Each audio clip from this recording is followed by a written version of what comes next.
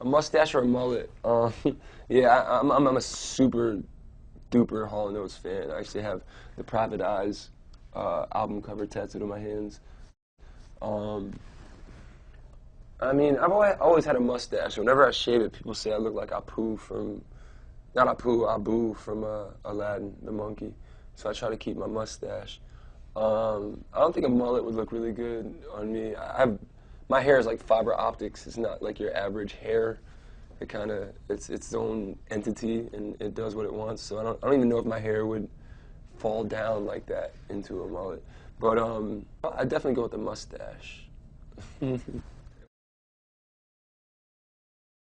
Hall & Oates was, one of the first records that I owned. Private Eyes I stole from my dad. I guess I kind of owned it. It was both of ours, seeing as how we lived in the same house. But I took the record from my dad and just played it over and over and over and over.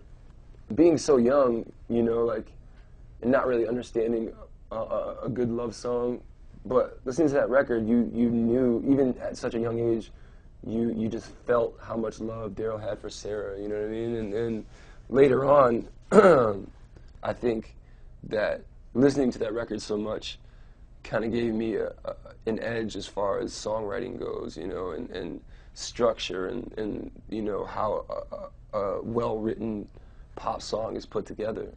I don't know, I'm really glad that was the first record that I really, really got into.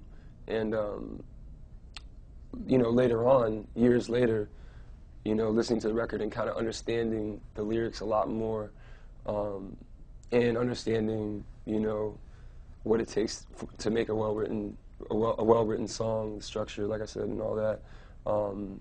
Those guys are the kings of it, and I mean their catalog is so ridiculously awesome, and so ridiculously long, and actually had the pleasure and the honor of working with Daryl on the last Gym Class Heroes record, The Quilt, on a song called Live Forever, and it was just amazing experience, someone you look up to so much, actually being in the studio with them. At the end of the song clocks out at about 7.5, 8 minutes or something. And at the end of the song, he kind of did this stream of consciousness, like freestyle thing, and I broke down in tears. Like I was in, the control room watching him lay his vocals, and when he did that, I just lost my shit and just. But it was so awesome to work with, your idol and someone you look up to so much, and yeah, hugest Hall & Oates fan in the world, I think. The new record, my solo project, is called Lazarus, and it comes out June 8th. The first single is Billionaire featuring Bruno Mars, and the minute that people found out that I was doing this solo project, they thought that Gym Class Heroes was over, One of the first interviews I did, they said, so we have Travie McCoy, formerly of Gym Class Heroes, and I'm like, formerly? Like, we just played a show last night, what are you talking about, So I had to explain to people that, since the inception of Gym Class Heroes, since Gym Class Heroes started in '97, we've all had, other musical outlets, outside of Gym Class Heroes, side projects and whatnot. And, our bass player, Eric, has a metal band called Polar Shift, and Dasashi, our guitarist, has a side project called Soul. Matt's played with a bunch of other people, and aside from the album Lazarus that's coming out, I have 4 other projects that are out there, that I've been working on. Tequila Mockingbird, Blood Pony with my homeboy LP, Ninth Wonder and myself have a project called The Goonies. So there's a ton of stuff. This is the first project that's actually, being put out there for public consumption on a bigger level, So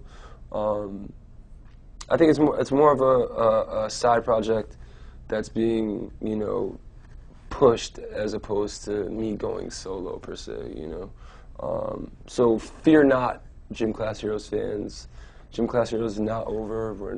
There's no hiatus or breakup. We're still together. We just played a show last night, in Allentown, Pennsylvania.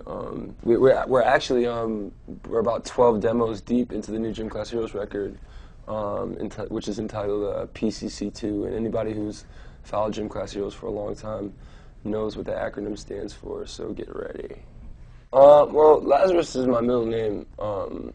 If you Wikipedia, it'll say Lee. But when I was born, they were actually my parents were gonna name me Homer Lee McCoy III. And no disrespect to my father, but I'm glad they chose Travis rather. But everyone's like, why are you going by Travie now? What is this whole Travie thing? And you know, my family, everyone in my family, all my friends call me Travie since I was a kid. You know, so in a sense, it's weird. It's almost when somebody calls me Travis, I'm like, it freaks me out. It's kind of like, you know, when your mom's pissed at you and she yells out your whole name, you know. But so Lazarus, in a sense, it was actually going to be entitled The Lazarus Project, and there's a movie out called The Lazarus Project, and it's a really movie. So we ended up not being able to use the project, so we just decided to call it Lazarus, and I felt like it summed it up. And you know, going into the biblical reference, you know, Lazarus was, you know, he died and he was dead for 4 days before, you know, Jesus resurrected him. I feel like, not necessarily that this record is a rebirth or, you know, I'm being resurrected, but I feel like, you know, it's almost another side of me, you know, and back to the biblical reference, you know, after being dead for 4 days, I'm sure Lazarus had a whole different outlook on life after that, you know what I'm saying? And it's been a crazy, you know, last year was a crazy year for me. I went through a lot of stuff, you know, family things, you know, relationship things, and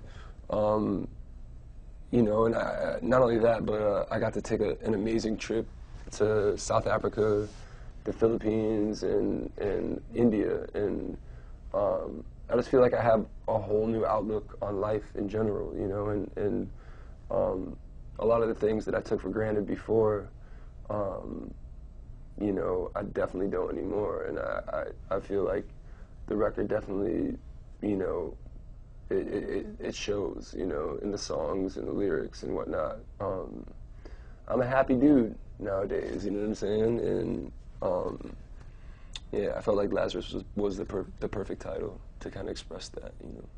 The Lazarus is a year in the making, which is you know, the longest I've ever spent on making an album or record or anything.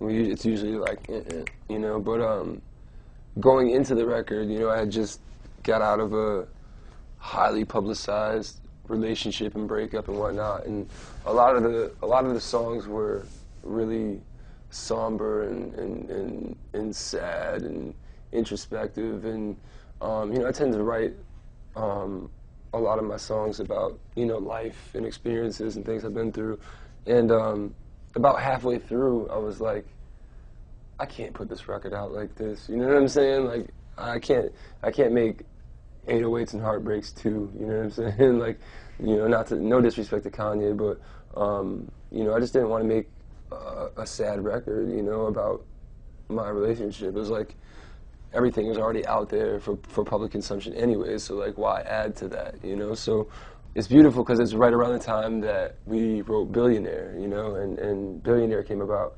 and after I wrote that song with Bruno, it was like, this is the lane that I want, you know, Lazarus to go in. This is the direction I want to go in. Summertime, you know, feel good, roll the windows down, crank it all the way up, and drive until you run out of gas, you know what I mean? So a lot of the records on Lazarus are, you know, upbeat, up-tempo, feel-good songs, and I'm really proud of it, you know, and I think it's going to be the summertime record of 2010, you know. And I say that with all sincerity and no narcissism.